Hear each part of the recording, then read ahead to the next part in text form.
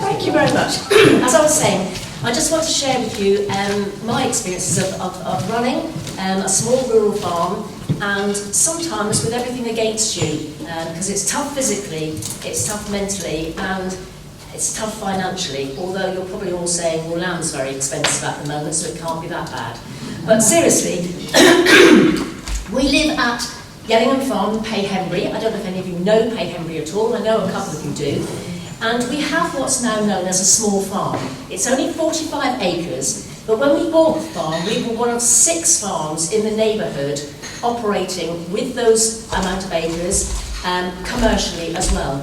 We are the last one standing, and that's because we've had to diversify. We saw the opportunities and we've diversified, and I'll explain a little bit more about that to you later on. So, what do we keep? We keep 2 breeds of sheep. We keep these lovely Jacobs. I've also got a little flock of Black Welsh Mountains, and we keep cows and calves, and we had 8 new calves arrive last night. 8 just little ones. No, we bought them. and unfortunately, the farm that we bought them from, we're feeding them at 5 a.m. in the morning. So this morning at 5 a.m, it was a little bit noisy. But yes, so we keep the sheep, we keep the cattle, and we've also, I love my working sheepdogs, and we've got cats, and we've got chickens, and we've got rats, and we've got probably everything that goes with the farm. And it's a beautiful little farm. It slopes down to the River Tail. The River Tail feeds into the Otter, which then comes out to the sea at Ugly Salterton. And it's a very, very grassy farm, but this year it's not very grassy at all. So I want you all to do a rain dance today. So where did it all start? Well, I like to think it started a few years ago, but I was born and bred in Holmesworthy and went to school in Oakhampton. And whilst my parents never farmed together, my mother's side of the farm family had a farm near Landolph, near Saltash, and my father's side of the family, they farmed what is now St Lillian Golf Course. And I always said to my father, how come Dad, we're not really wealthy? He said, no dear, it's during the war and we were tenant farmers, not like it is now. Excuse me. So, yes, so I went to school in Oakhampton, and agriculture was all I wanted to do because that's what we did as summer jobs. We worked on farms.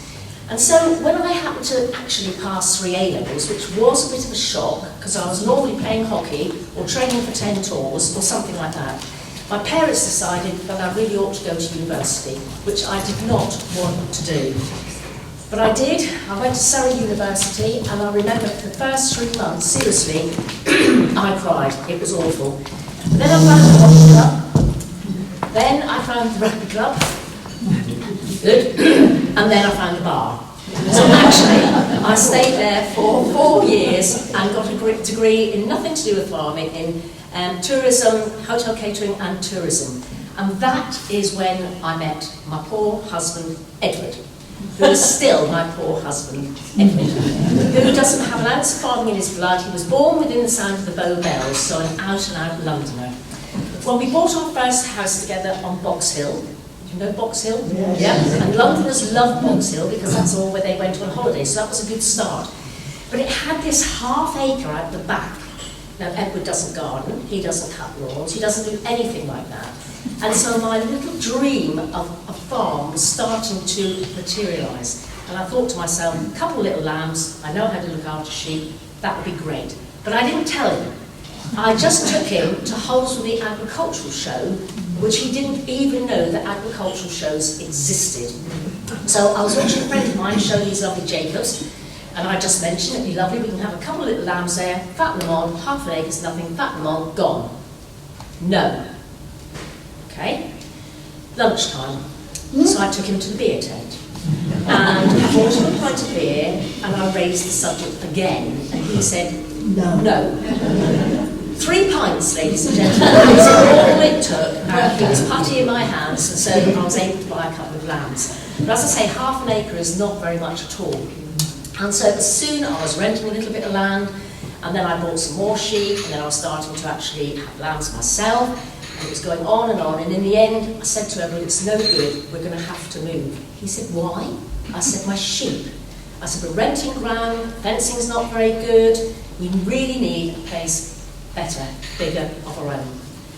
Ladies and gentlemen, that took a lot more than 3 pints. But I succeeded. And so we went and bought a little farm at Wadhurst in East Sussex, which is, I don't know if any of you know that area, it's a lovely part of the world, and I really thought I was wasting my time out there. But it was a time when interest rates were 14%, which, looking around the room, some of you might remember. And it was a tough time, so Edward was working full-time. He was head chef of all the southern racecourses, Ascot, Epsom, wherever. I had a very good job working in the city, which I didn't particularly like, but never mind, it paid the mortgage. And so we stayed on and we started to develop that little farm. And my flock grew, and it was absolutely great. But it was about that time, a couple of years in, when we had our first farming disaster. And we woke up one morning to find that we'd had a dog attack. And we lost ewes, we had to have lambs put down, and it really was a dreadful time.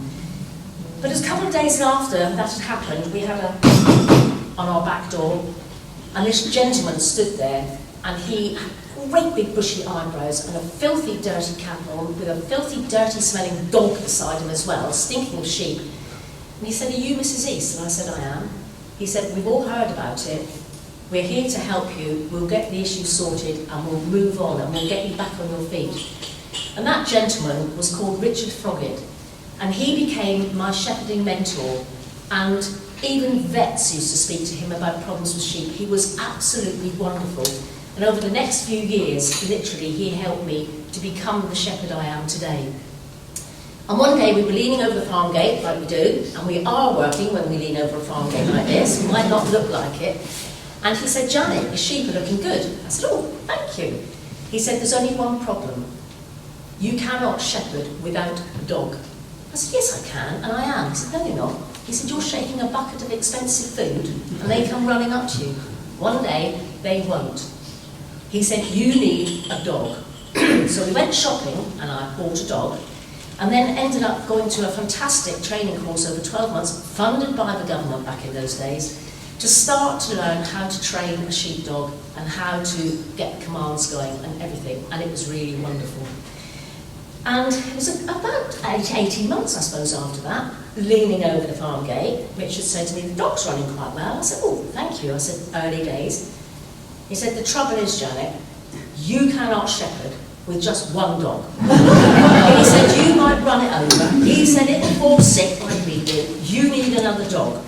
So we went shopping again, with a little bit more money this time, and bought another pup, and over the next 12 months, 18 months, I trained him. And when you're training a sheepdog, and you all watch One Man and His Dog, I expect at times, there are 4 basic commands. The most important is to get your dog to stop. And if you can do that, that's a really good start. I've got one dog at the moment who, doesn't really, maybe he's French or something, he doesn't understand. And the second command, you'll all know, probably, "Come by," which is to go to the right. And then we have "Away to be," which is to go to the left.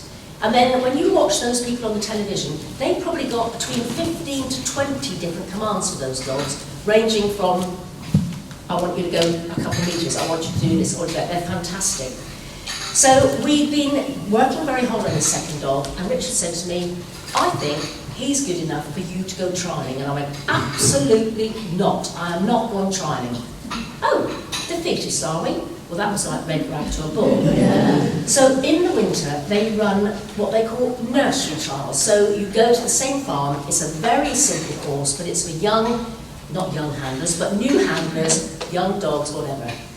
Sunday morning, I was stood there with my dog. I don't know why I said yes. And 6 sheep at the top. You bring them down through what they call those gates, 2 fetch gates, round the back of you. Then the difficult bit, driving the sheep away, because dogs don't like doing that. They like to bring them to you. 2 more fetch gates, cross there, 2 more fetch gates back. No penning, no shedding, nothing.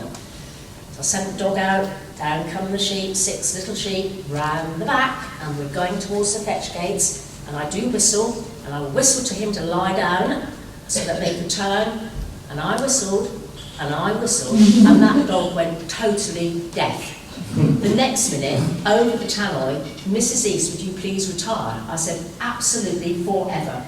My dog kept going, sheep had disappeared, dog had disappeared, and he'd actually driven them into the little stream on the side of the field. Dog came back really pleased with himself, tail wagging, because sheep don't like water, and he got all 6 in one go. So then the embarrassing bit when another dog goes and gets them out. So end of story.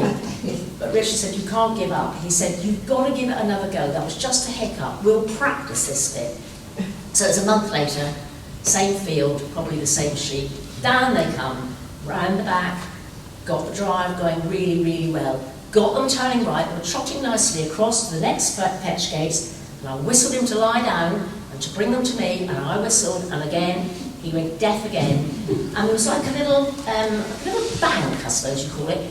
Over the sheep went, over the dog went, and then this distraught man said, Mrs. East, he said, please would you retire? I said, I am, really, this is it. And he said, because you have just driven those sheep into my wife's vegetable patch.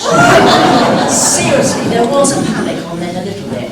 So that did end my trialling days. But I wasn't quite as bad as one chap who at the end of the day, he sent his dog out, and you could see the sheep saying, okay, we'll run this way, and that dog went on, and they found it about 4 miles at a local pub. It had just done it. At least my dog was still in the same field.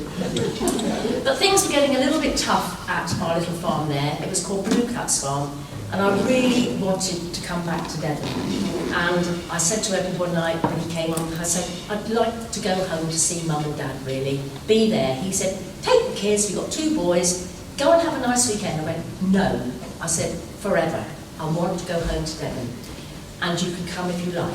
There's a lot of men in the audience to get today. It's a bit unusual for me. It's only women's WI, so be careful. And he said, I can't agree with you more. He said, the M25 is absolutely killing me. Good idea. It took us 2 years before we found Yellingham Farm. But there was one particular day when we were viewing the farms, Edward would have been up and down viewing them, coming back and saying yes, no. It was good old days when he had a company car and he wasn't paying tax on the petrol. He said there's 2 farms I think we need to look at. So one was on Exmoor, Tiverton, and there was this one place at Hayhenbury, Yellingham Farm. So we went off to the first house, which I hadn't seen either of them, and went in. It was lovely, I liked it.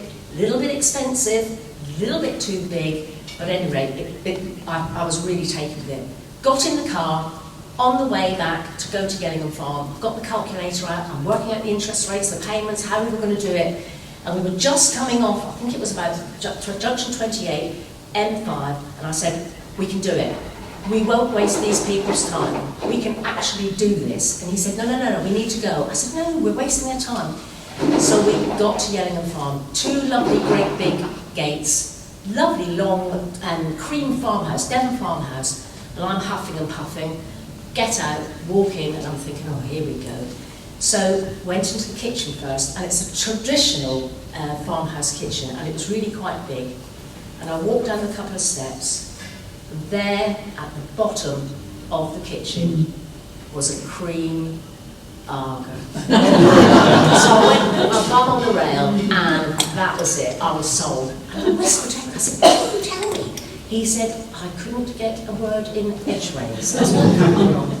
So we bought Yellingham Farm, and we knew it was not going to support a family of 4.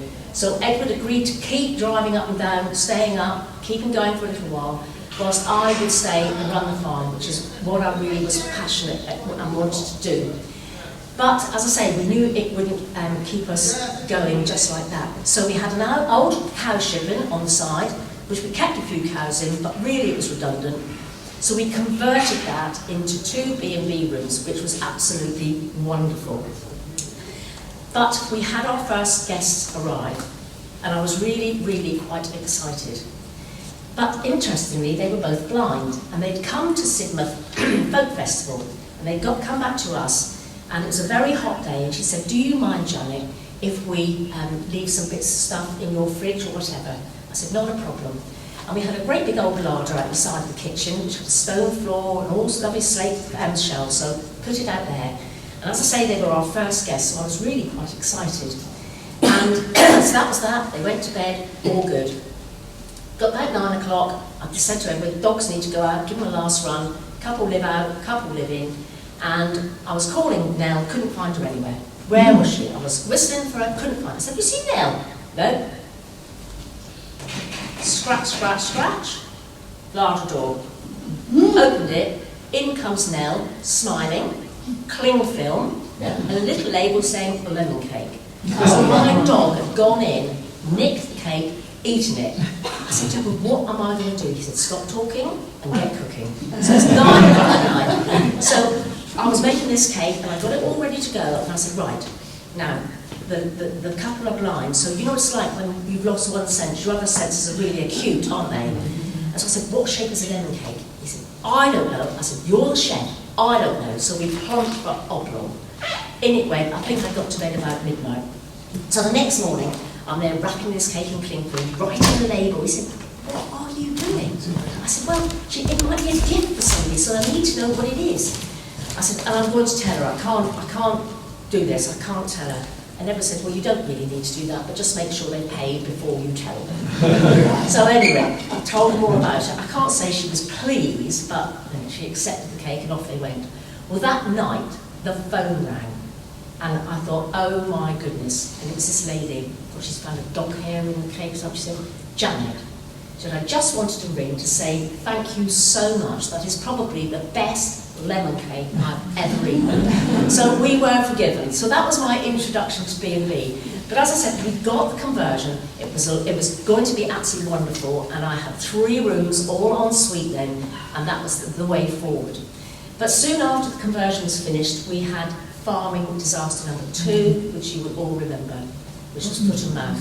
Yeah. And that nearly finished us completely. And whilst we didn't get foot and mouth, we were just locked down, nothing was fetching any prices. And I knew that if we didn't do something quite serious, there would be a for sale sign up at Yellingham Farm because we could not afford to keep going. So we had 2 products that we weren't selling. One was meat, and one was fleeces and wool and everything to go with it. So I thought, right, the first thing I need to do is think of something I can do with the wool. Now, if you keep 4 sheep or more, you are duty bound to enrol with the wool board and send your fleeces into them, or at least a percentage of them, unless you can come up with some sort of scheme that you're going to develop yourself. So I wrote a superb business plan, even though I say it myself, saying I was going to do this, and I was going to knit, and I was going to weave, and I was going to do all of these things, and I can actually do none of that. None. I'm a reasonable shepherd, and that's about as far as it goes. But they thought it was wonderful. So I was able to keep my fleeces back, and I got involved with a company in Scotland called the Green Grove Weavers, who buy Jacob wool from the wool board, of which mine is in there as well. This is not all my wool, but a part of it is hopefully in my products here. So I started to do farmers markets, which was absolutely fantastic, but it rains sometimes, and wool doesn't like rain particularly, and you know, people don't really want a sheepskin rug every month, do they? They want something different, like sausages and bacon. And then, of course, the internet was born. So we started to sell stuff over the internet, and I sold a throw to a gentleman in Barbados. Don't ask me why or what. Can't even bear to think of the thought of him lying on the beach and that. There we go. We sold to one lady 5 sheepskin rugs, went out to Switzerland, probably to a ski lodge or something. And so it started to take off, and that is many, many years ago, and we're still going strong with it. And new products such as the soap, which has recently come on board as well. But the meat thing was a little bit more of a challenge, and I couldn't think of a way of how we were going to do that. And of course, the answer's always on your doorstep. Edward. He was a chef, and so I started to get him to butcher. And he said, we don't butcher anymore, I can't do this. I said, yes, you can. Well, I'd sold some, and I sent 6 off to the abattoir. Thank goodness I sent 6 off to the abattoir, because the first couple he butchered, we had mince, and mince, and mince. I said, it's got legs and shoulders. He said, I haven't butchered for a long time. But it all came good, and we still sell meat now, only over the farm gate, because we can't sell it into a shop. We don't have our own individual plant cutting number. So that is also going well.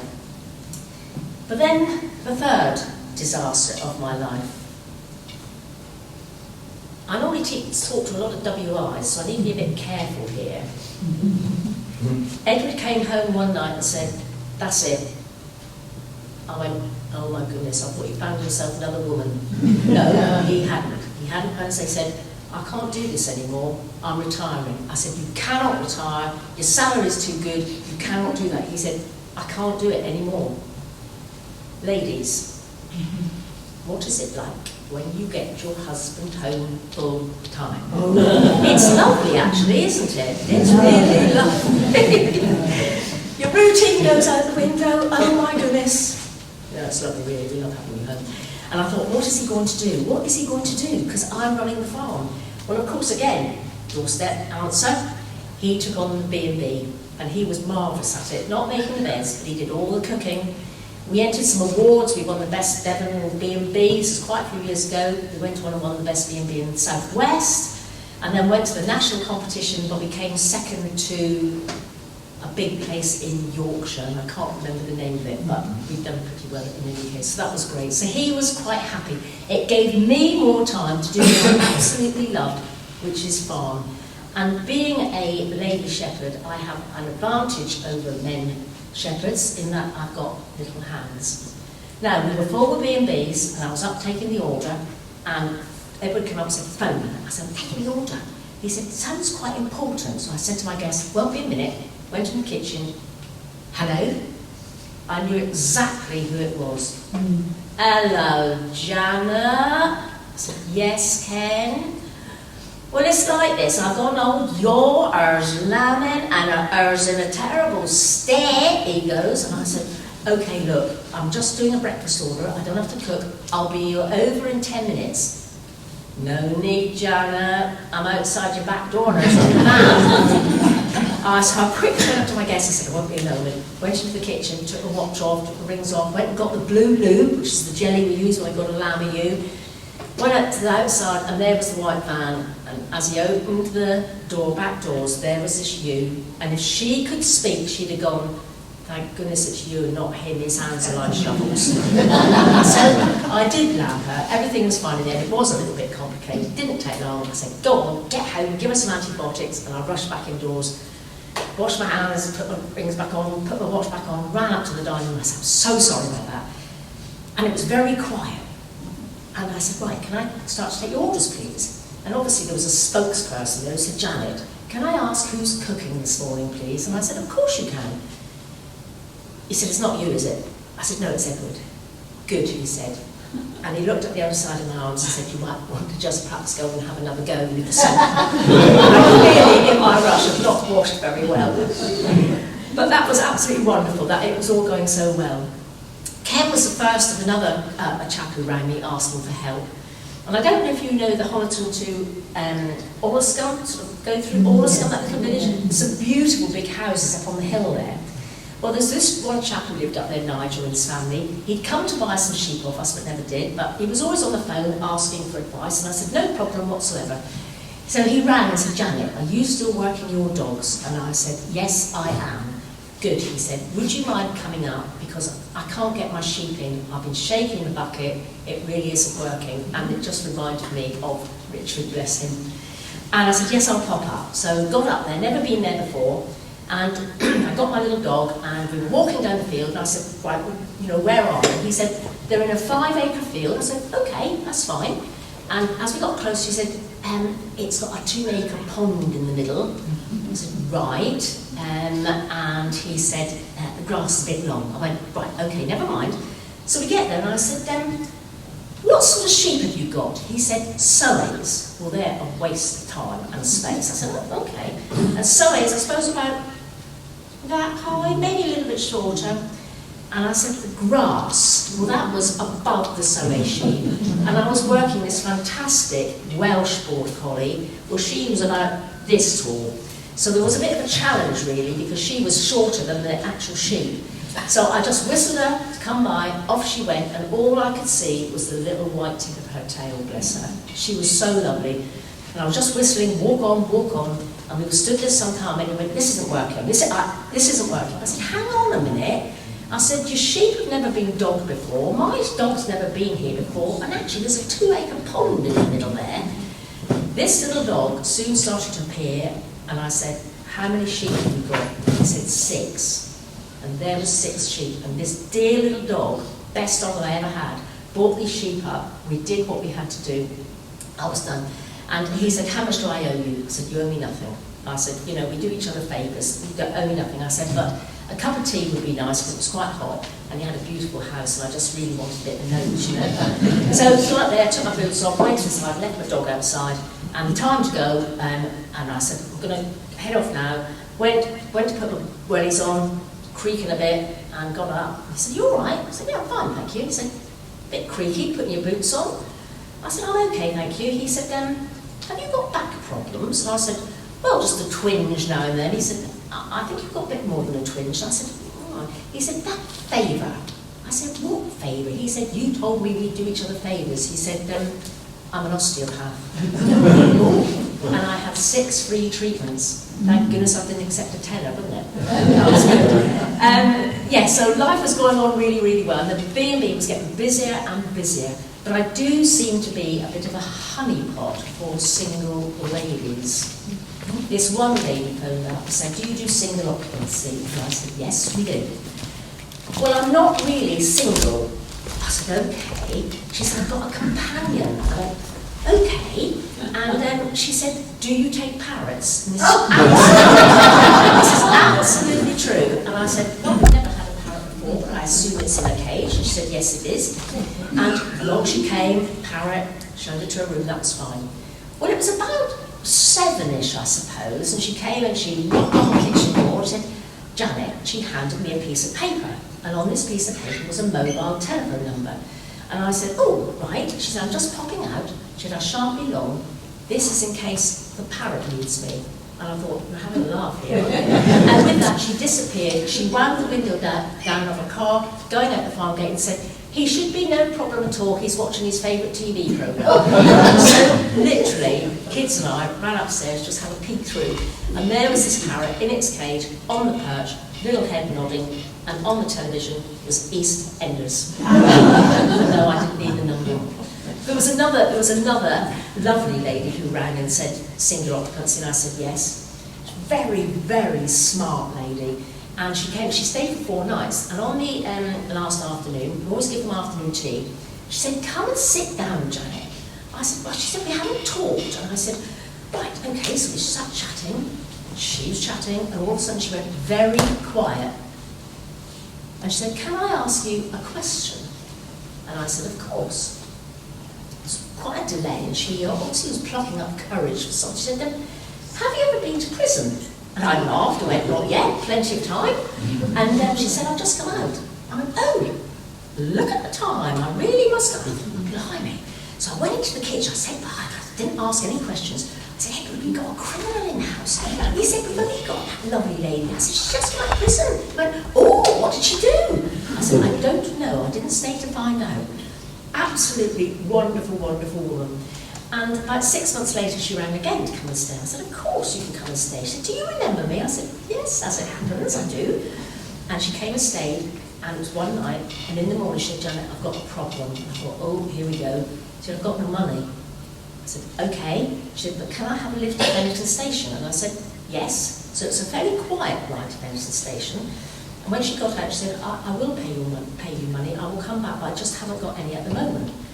It was just before Christmas, and she knocked on the door. She phoned up and she said, I'm down at Bennington Station, I've got your money. And I went down, and it was a Christmas card, and inside was the money. I've never seen her to this day, but one day I'm going to do a talk, and she's going to go, hello Janet, how are you? Wonderful. So, I said to you earlier, or in the introduction, that education is very at the forefront of what I'd like to do now, and whether it's children or adults. And when we were living in Wadhurst, every year we used to have a big 52-seater coach come to the farm with inner London children. Every nationality, every colour, they were just beautiful. Normally about age 11, so just before they move on to secondary school. And Richard used to help me do it. He would hand shear a sheep. I would do a sheepdog demonstration, and it was always at lambing time. So the kids came and experienced the whole thing, like what goes on in a calendar year. And this was the last visit before we moved home to Devon. And we were all sat in the yard together, all the kids, and I said, right, this is the last time I'm going to see a lot of you, but have you got any questions? And one little lad put his hand up, and he said, can you please tell me why these two boys, because I had my big rounds in as well as all the yous, have so many girlfriends each? And I went to answer, and this little boy put his hand up. He said, I can answer that. I said, go on. He said, it's no different to home because Grandad's got 6 wives and Dad's got 4. So I wanted to do the same when we came down to Devon, but I hadn't really thought it through. But we got a new headmistress at the primary school, so I thought, ideal. So I rang her and said, with the children, we're only a mile from the school, we'd like to come up at lambing time. She said, fantastic, it's on the curriculum, tick. I said, I can't take them all in one go, so I'll take the little ones, reception, years 1, 2, 3, one morning, and I'll take the elder ones the second morning. So the little ones come up, all with their little calf kits and little things on, welly boots, and we have a little kernel of lambs, and they have a squash, and they have a biscuit, and it's just lovely. And then they go back to school, and they draw a picture of the sheep, and they draw a picture of me, and then they give it back to me, and you can't tell which is which. And the second day dawned, and I said to the headmistress, how far do you want me to go? She said, they've all got welly boots on, you can take them wherever you want. I said, no. Education-wise, I said, I think they're old enough to know the story. Oh, she said, fine, whatever. So they all arrived. Now, at Yellingham, we have big pens with ewes that haven't lambed. We have the little pens where they go in and they mother up for 24 hours, 48 hours to make sure everything's okay. And I bring my big boys in as well, so one big black Welsh, one big Jacob. And so the children come, I line them all up in front of me, and I said, right, before we get into the lambing yard properly, you need to know that lambing doesn't start now in March, it starts back in October when we put the rounds in with the girls. But before we do that, we give these rams an MOT, and that's very important because your dad does that with the car. But today, so that you remember this, we're going to call it the 3 T's. So the headmistress said, all tick, yeah, fine. Right, children, the first T, sheep have only got teeth on the bottom. They have no teeth on the top, and so they've got a pad on top, so we need to make sure that that sheep's teeth hits the pad so he can graze properly. And if it's undershot, he can't graze properly, he can't eat properly. If those teeth go over there, can't graze properly. Smiles, headmistress fine. The second T, children, is for toes. They're not really called toes, but we need to check the ram's feet are in very good order because he's going to spend quite a bit of time, particularly on his back 2 legs, and we need to make sure that he is sound. Headmistress still smiling. So I said, right, now, the third T, and I look at her and she goes, and I just ploughed straight on. I said, the third T, children, is for testicles. Now, in sheep, they need to be firm to the touch, they need to be large, and they need to be of an equal size. Well, the children are now looking at the floor, the headmistress has gone completely red, and I'm just going to keep going. But before we then put those rams in with the ewes, we put a harness on them. Now this harness, children, just fits around them, and on the breastbone we have a wax crayon like you have at school, and normally it can be red or blue or whatever. We put that on the ram, then we let him go in with the girls. And then if he finds one of the girls he likes, he'll jump on her back and he'll leave a coloured mark on her bottom, and that tells us she's going to have lambs. So when you're out with mum and dad in the car and you see a field of blue bottoms or red bottoms, you can say, Mummy, they're going to have lambs. Fine. The rest of the day went well. I showed them how we ear tag the sheep, how we dock their tails, and hopefully they see some lambs born. Well, I think it was the next day or the next day after that, I'd gone to the school, and one of the mums came up to me and said, Janet, my son loved it. And I said, as long as he learned something. Oh yes, she said. At the dinner table, he said, Mummy, can I ask you a question? And I said, of course you can. Does Dad wear one of those?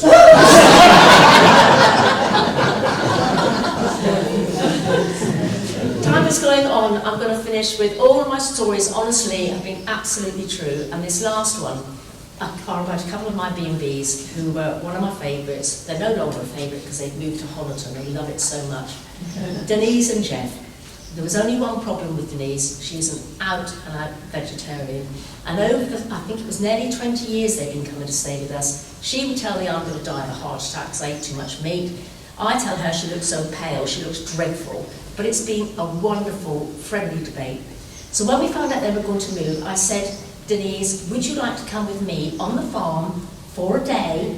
And if you can't see why God gave us these wonderful animals to graze this land, so we have got the farm that we've got, because if we didn't have them, we would not have the farms around the world, around the country that we have, which we all enjoy. She said, you're on. I said, if you come, I'll never mention that you're a vegetarian ever again, and you can be a vegetarian for the rest of your life. So the day dawn, she comes. I said, right, the first thing we're going to do is we're going to draw some lambs. And she said, I can't paint. I went, no, we're drawing them for the sale for the abattoir. She is pale, but she sort of went even paler at that point. I said, come on. Off we went, dog. She loves watching the dog work, penned them up. When you're selecting lambs to go for slaughter, you've got to get 3 things right. One is weight, and that depends where it's going to go. Abroad, they like it light. Supermarkets, they like it. Butchers like it a bit more fat on it. Second thing is conformation, which is shape. So you need a really good shape, and you feel that shape with using your hands. And the third thing is fat class, and that is measured, and you're paid on those 3 things if you get those right. And it's all just graded. So I said to Denise, you're on the weighing scales, anything between 38, 42 kilos, put a mark on its backside, and that's going on. It took forever. She talked to every single one of those sheep in the weighing scale. I said, you're under 38 kilos, you'll live another week. And we eventually got finished, and I said, look, I think we need a break. She said, yes. So I said, we've got to go to Mole Valley Farmers and Clumpton, pick up a few bits and pieces. And it was just pre-Christmas again, and on the way back I said, do you want to keep going today? She said, no, I think I've done enough. I said, that's fine. I said, one last thing. I said, I'm calling into my neighbour, he's a poultry processor, and I want to see what he's got that we can have for Christmas. Oh, she said, right. So she sat there, got there, opened the window, out came my neighbour. I said, right, what can we have for Christmas? I don't want turkey, what have you got? He said, goose. I went, no, a bit expensive. He said, duck. I went, no, what else? And she's there just grimacing, and he said, oh, have you ever eaten woodcock? I went, no.